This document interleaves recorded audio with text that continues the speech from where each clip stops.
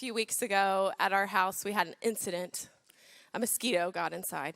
And my kids are surrounding me, and we're in the living room. And I don't know what possessed me, but somehow this was not going to be an ordinary occurrence. I don't know. It might have been the spit up all over me or the lunch remnants in my hair, but I felt like a warrior from the Amazon. I was getting down, and I was chanting with my kids. They're looking at me like I am crazy, and they were right. And I don't know, but somehow I start saying, not my sons, not my daughter, not my family, and they're laughing, and we're having a great time. The mosquito got away. We never actually got him, but we had a good time. And my son, Benaiah, has adopted this, and he's actually, over the last several weeks, started saying it, and he's 2, so if you can picture him going, not my son, not my family, and my husband and I have had a great time with that.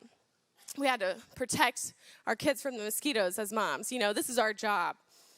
But we know as Christians that there's a lot worse than mosquitoes after our kids. The Bible tells us that the devil is prowling around like a roaring lion, seeking whom he may devour. And the reality is, he's not just trying to devour us. He's seeking our children. You know, I was in my house with my kids. We were getting ready to have lunch, and there's a knock on the door. And these 2 gentlemen are there, and they give me their card. They say they're Jehovah's Witnesses, and they see me with my kids, and they say, have you seen our website? We have redesigned some videos that will be perfect for your kids. You will want to let them watch it again and again.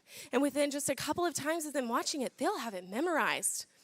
And I'm sitting there thinking to myself, not my sons, not my daughter, not my family.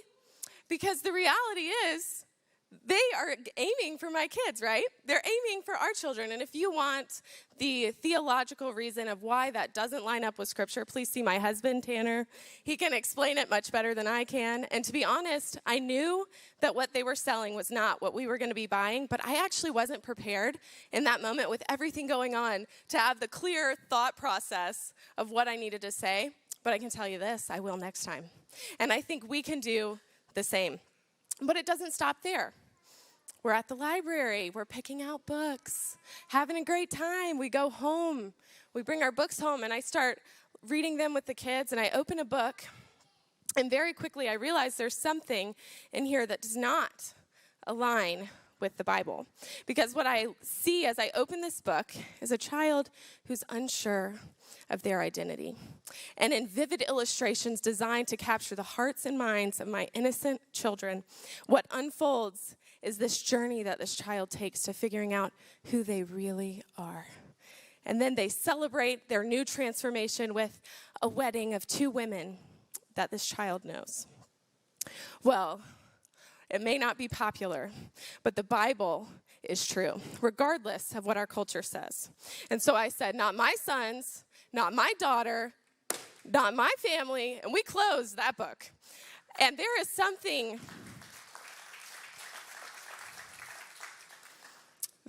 even worse happening in our culture. Because we have gotten to a point where even as heinous a crime as pedophilia is being redefined to more palatable terms. Because no longer do we use the term pedophile, they're trying to have us use the term minor attracted persons. And they are lowering the age of consent. It is time that we recognize the devil is prowling around like a lion. He is coming for us, and he is coming for our children. So we need to suit up because it is time to go to war.